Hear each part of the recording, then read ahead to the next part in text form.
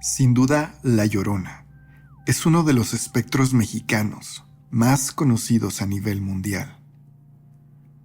Su influencia se ha extendido a otros países centroamericanos y gracias a materiales audiovisuales como películas, se conoce alrededor del mundo. Amigos, qué bueno que están con nosotros otra semana más. En esta ocasión traemos para ustedes una historia referente a La Llorona. Pero quizá no esa Llorona tradicional, sino uno de tantos espectros que se lamentan por la noche. Recuerden que si estas historias son de su agrado, no se olviden de darle like, dejarnos sus comentarios en la parte de abajo y si ustedes quieren contarnos sus historias para compartirlas con todos nuestros amigos de este canal, pueden enviárnoslas a través de nuestro correo electrónico o nuestro mensaje directo en la página de Facebook. Ahora sí, vamos a dar inicio, como cada semana. Ustedes ya saben lo que tienen que hacer, vayan por una taza de café, reúnan a la familia, apaguen la luz y quédense con nosotros.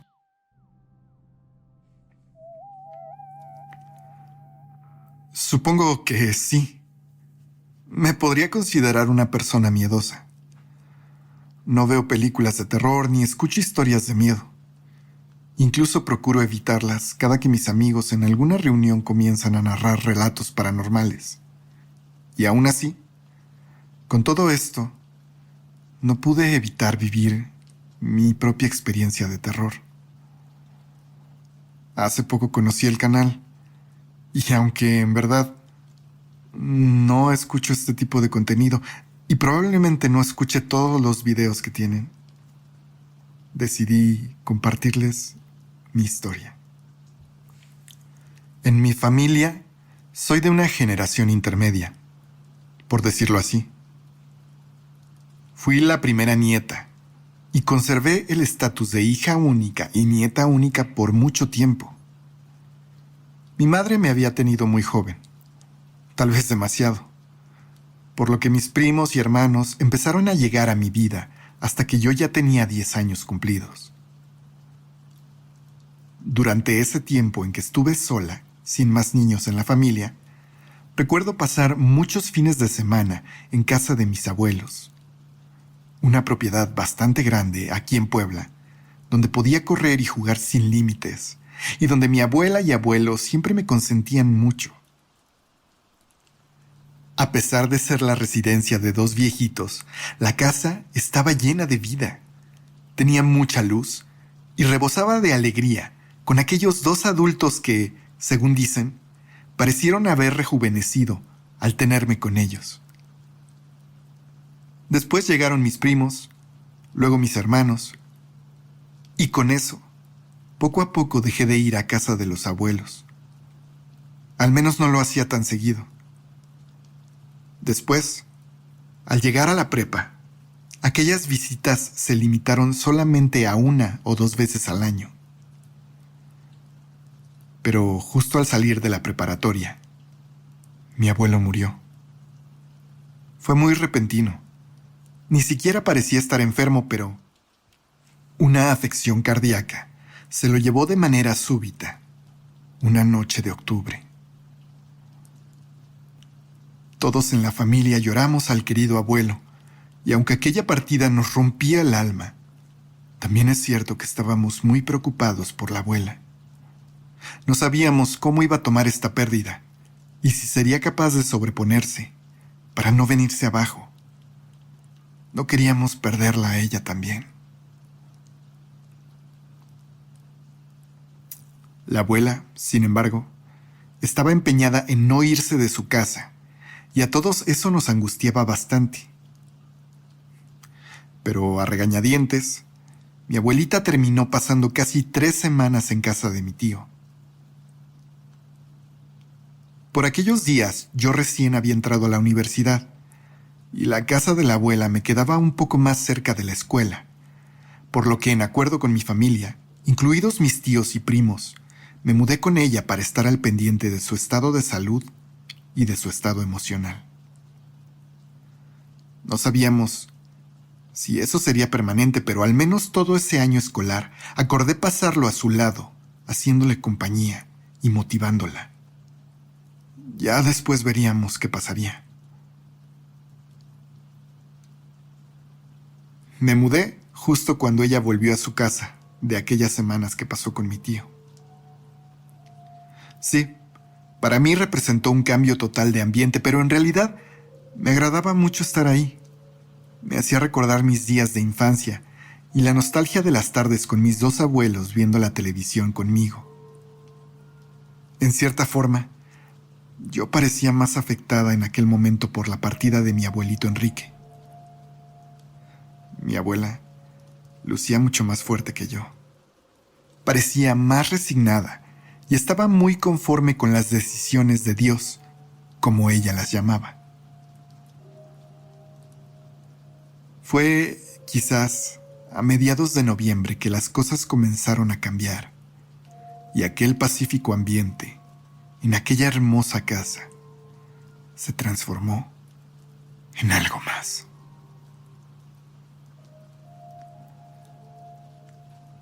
Aquel día me había desvelado haciendo tarea de la universidad y cerca de las 2 de la mañana, por fin pude irme a la cama. No habían pasado ni 5 minutos, cuando a punto de quedarme dormida, pude escuchar algo que me puso muy nerviosa. Era un chillido que hasta el día de hoy no podría decir qué lo emitía. En principio parecía el de un bebé, pero después se transformó en otra cosa. Sé que los gatos hacen un sonido muy similar, pero esto más bien parecía una especie de grito muy agudo y ahogado. No lo sé, era extraño, y me puso los pelos de punta aquella noche. Sobre todo al escuchar en el patio a mi perrita Canela. Mi perrita labrador que me había llevado conmigo a casa de la abuela. Canela no estaba ladrando. Estaba más bien llorando. Llorando de una forma que solo puedo describir como cuando los perros lloran porque alguien los golpea, aunque Canela nunca ha recibido ni el más mínimo maltrato. Sin querer empecé a temblar, pero siendo una persona poco acostumbrada a desvelarme, aún con aquel miedo que me estaba invadiendo, en algún momento fui vencida por el sueño y me quedé dormida. De aquella noche no le comenté nada a nadie. Después de todo, solo era un caso de un sonido extraño que me había puesto nerviosa, pero podía haber sido causado por cualquier cosa. Las semanas siguientes transcurrieron normales, y la familia, como era natural, acordó que las fiestas decembrinas las pasaríamos en casa de la abuela, con ella, reviviendo viejas memorias y haciéndole compañía a la matriarca de la familia. De poca importancia fueron las súplicas de la abuela para que no pasáramos ahí las Navidades. Todos sus hijos la ignoraron, y es que lo único cierto es que durante esas semanas que yo había estado viviendo ahí, comenzaba a percatarme de manías o rituales extraños de la abuela. Algunos muy comunes basados en sus creencias y tradiciones, como no hacer ningún quehacer ya caída la noche, o tener siempre una veladora encendida en su recámara junto a una figura del Sagrado Corazón de Jesús. Pero otros mucho más extraños, como el hecho de que ella, al retirarse a dormir, se encerraba con llave en su recámara y a su manija de la puerta le colgaba un crucifijo o un escapulario, al igual que a las manijas para abrir las ventanas. La abuela me había insistido en que yo hiciera lo mismo, pero mucho más atea que creyente en la religión, yo siempre me negué a realizar esos rituales. Sin embargo, aquello se lo comenté a mi padre, quien se lo comentó a sus hermanos, y todos un poco preocupados decidieron que Era tiempo de ir con la abuela, ver si estaba bien, no tanto físicamente, sino mentalmente, y tomar decisiones a partir de ahí. Pero en general la abuela estaba muy lúcida, así que yo confiaba en que no hubiera mayor problema. Pues bien, la noche del 23 de diciembre, me desvelé viendo algunas películas en mi computadora. El reloj marcaba nuevamente las 2 de la mañana, pero en esta ocasión, siendo vacaciones, no estaba estresada por la cantidad de horas que dormiría o por el pensamiento de tener que despertarme temprano. Sin embargo, decidí que era un horario adecuado en ese momento para retirarme a dormir. Había estado comiendo galletas y salí a lavarme los dientes. Y fue justo en ese momento, mientras me encontraba en el cuarto de baño, que nuevamente escuché aquel llanto como de bebé. Canela, una vez más, no estaba ladrando, pero alcanzaba a escucharla llorar. Y tal vez ella me escuchó andar por ahí y de repente empezó a arañar la puerta como pidiendo entrar a la casa. Preocupada bajé corriendo las escaleras. Tenía que ver qué le ocurría a mi perrita o por qué se comportaba así. Comencé a imaginar escenarios irreales, como el que, no sé, tal vez había una víbora en el patio o algo por el estilo. Apenas abrí la puerta, mi perra entró corriendo hasta meterse a la habitación donde yo me estaba quedando. En ese momento fui tras de ella sin preocuparme demasiado en la puerta de la casa. Encontré a mi perrita temblando, metida debajo de mi cama, y aunque intenté llamarla, no quiso salir. Lo intenté por varios minutos sin ningún resultado, y entonces recordé que había dejado la puerta principal abierta.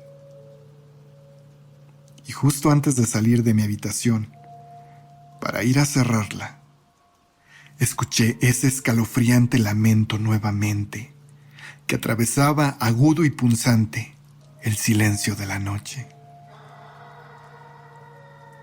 Esta vez, sin embargo, sonaba más parecido al grito de una persona. Pero intenté convencerme de que era algún animal, debía ser algún animal.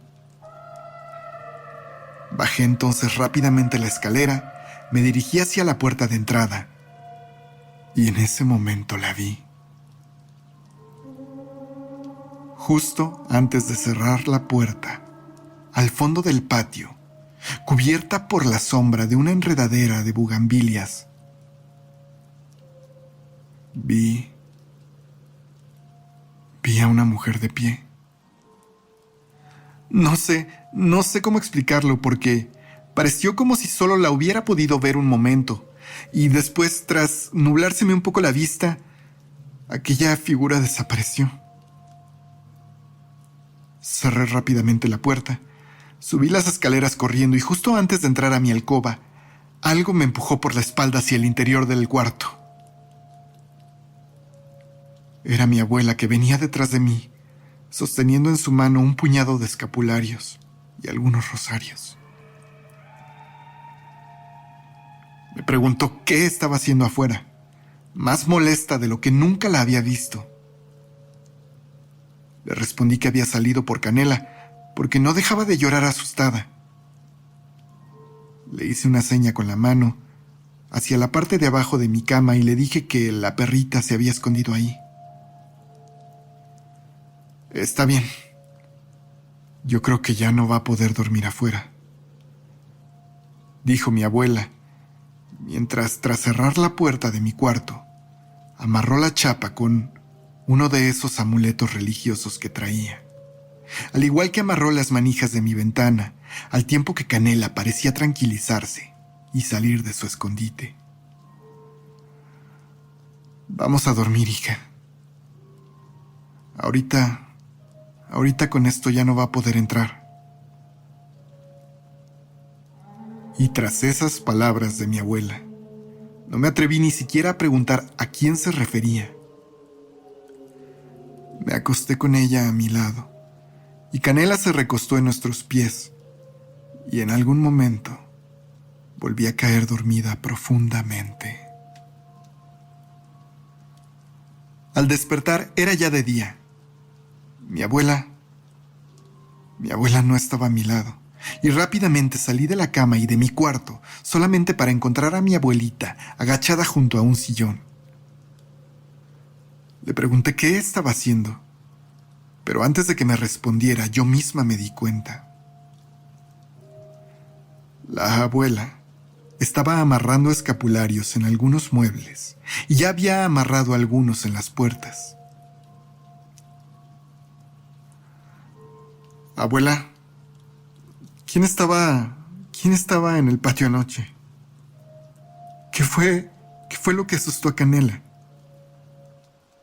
Le pregunté temerosa de su respuesta, y para mi mala fortuna, la abuela respondió lo siguiente. ¿Quién sabe, mija? Es una mujer, o al menos parece mujer, pero ¿quién sabe lo que es? Se ha paseado por esta calle desde que somos jóvenes. Tu papá y tus tíos ni la recuerdan, pero cuando ellos vivían aquí también la escuchaban. Los vecinos dicen que es la Llorona, pero vamos, nadie sabe exactamente qué o cómo es la Llorona. Supongo que la llaman así porque se lamenta y llora. Y claro que todos en México hemos escuchado historias de la Llorona, pero es muy distinto entenderlas como leyendas o cuentos a estarlas viviendo en carne propia. Ándale, mija, ayúdame a amarrar esas cosas. No queremos que tus papás o tus primos la escuchen hoy.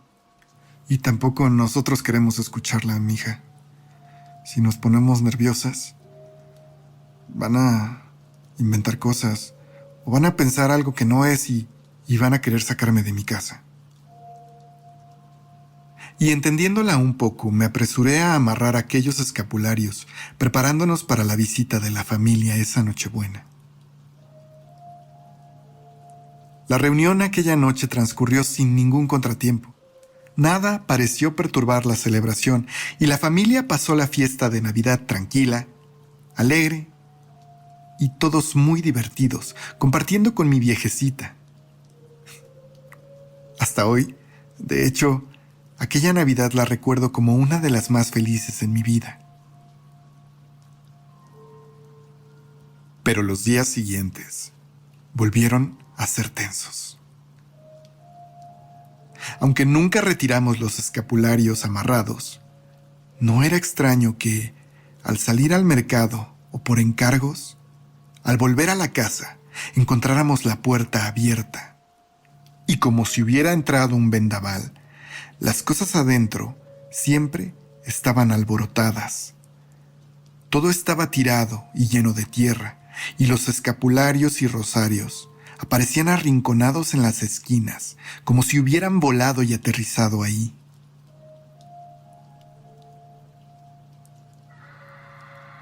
Fue justo la noche del 29 de diciembre, viernes, lo recuerdo bien, que aquellos lamentos se comenzaron a escuchar de madrugada, esta vez despertándome. Parecían escucharse lejos, pero Canela estaba muy nerviosa y asustada. Sin pensarlo, tomé a la perrita entre mis brazos y salí de mi habitación corriendo directo hacia la habitación de mi abuela, quien ya estaba despierta. Ahí, las tres nos encerramos, esperando que terminara aquel recurrente episodio paranormal. Pero algo diferente sucedió esa noche. De repente, escuchamos la puerta de la casa abrirse y Canela se puso alerta de inmediato, pero no ladró. Se puso en posición de ataque, pero en lugar de estar agresiva, comenzó a llorar muy bajito. De inmediato me levanté y me puse detrás de la puerta, pero la abuela me pidió que por ningún motivo fuera a abrir. Sin saber qué hacer, lo único que hice fue recargar mi oído en la puerta intentando escuchar algo. Tal vez alguien se había metido a la casa. Claramente pude oír los pasos de alguien que andaba ahí. Algo caminaba dentro de nuestra casa, en la sala, en las escaleras, en el pasillo. Por un momento, tuve miedo de que se tratara de algún criminal, algún vago, aunque no eran muy comunes por ahí. Y le dije a mi abuela que teníamos que pedir auxilio, pero ella me insistió en que no lo hiciéramos.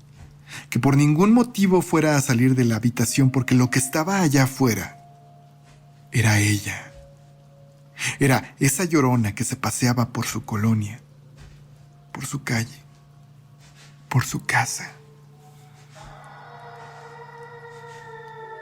Un grito horrible casi del otro lado de la puerta me hizo dar un brinco y meterme en la cama con mi abuela, quien me pidió que intentara dormir.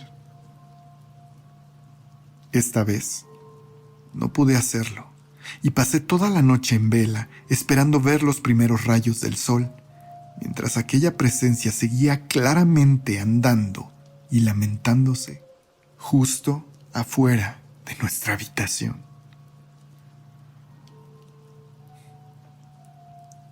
Durante la tarde siguiente, mientras comíamos, cuestioné a la abuela sobre aquella mujer, sobre esa llorona. Después de todo, yo pensé que era imposible que entrara a la casa, pero al parecer no era así. Y la respuesta que me dio mi abuela fue otra vez aterradora y perturbadora. ¿Quién sabe por qué le gustó aquí, hija? Mi casa. Pero no es la primera vez que entra. La abuela entonces procedió a contarme algo que me entristeció bastante y al mismo tiempo me dejó congelada del miedo. El abuelo había muerto por un paro cardíaco que atribuyeron a su edad, pero la abuela dijo que por aquellos días habían estado escuchando a esa llorona prácticamente diario. Para ellos ya era algo muy común y no les causaba miedo en realidad. Una de esas noches, la abuela sintió a mi abuelo levantarse de madrugada al baño y volvió a quedarse dormida. No recuerda cuánto tiempo pasó, probablemente fueron solo unos minutos, pero volvió a despertar por el frío que entraba por la puerta de su recámara que estaba abierta. Dice mi abuela que le gritó al abuelo pensando que había abierto una ventana o algo así. Le gritó que cerrara, que se estaba metiendo el frío, pero no obtuvo ninguna respuesta. Sin embargo, lo que logró escuchar fueron los pasos aquellos, andar dentro de la casa, en el pasillo, en las escaleras, en la sala. Enrique, ¿qué haces? Vuelve a la cama, dijo la abuela, y entonces escuchó claramente la puerta de la sala abrirse, y después ese grito horrible, pero en lugar de acercarse, parecía estarse alejando, como si hubiera salido de la propiedad. La abuela entonces se levantó corriendo, tomó el crucifijo en la pared y salió a buscar a mi abuelo, quien yacía inconsciente, tirado en la sala, muy cerca de la puerta abierta que dejaba entrar mucho el aire. La abuela llamó a una ambulancia y a mi papá. El abuelo había sufrido un paro cardíaco.